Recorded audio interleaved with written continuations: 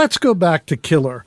All I know about Killer was Alice Cooper was a joke, and I read this unbelievable review boxed off in Rolling Stone by Lester Bangs. Lester Bangs, who said it was a tragic waste of plastic, right? Was that the one? No, this was the one that he said, this is unbelievable. Oh, okay. Okay. Really, I had to look it up because he went on, and I literally, people say they bought albums based on the cover. I never did that.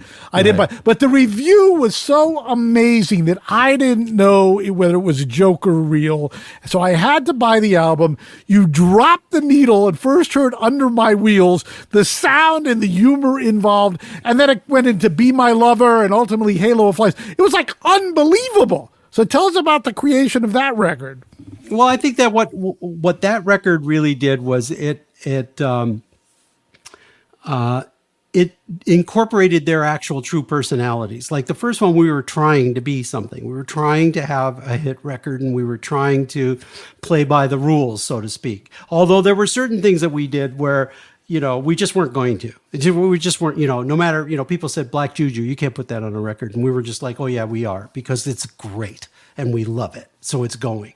But when it came time to Killer, it was more about the stuff that we hadn't been able to do, that if we could figure out a way to do it so that it made a good record, but it still had the sense of humor, it still had the theatricality, it still had all these different characters that Alice would play on stage that were frowned upon by normal record makers, right?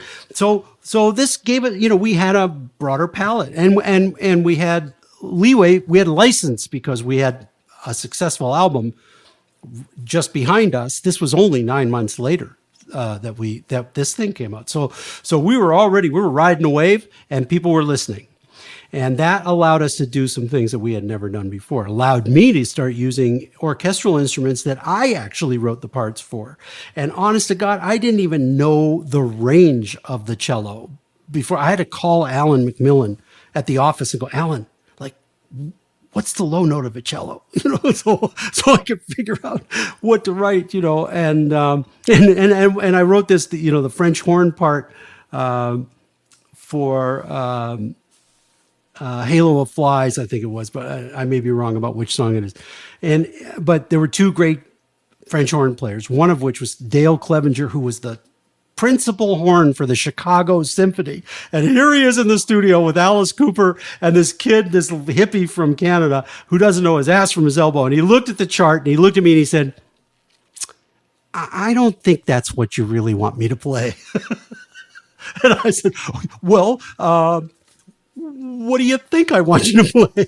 And he did some corrections of accidentals and things that that I got wrong, and then he played it, and I learned right that moment, the power notes for the French horn and stuff like that. All of which goes into the memory bank. All of which at some point in your life becomes useful.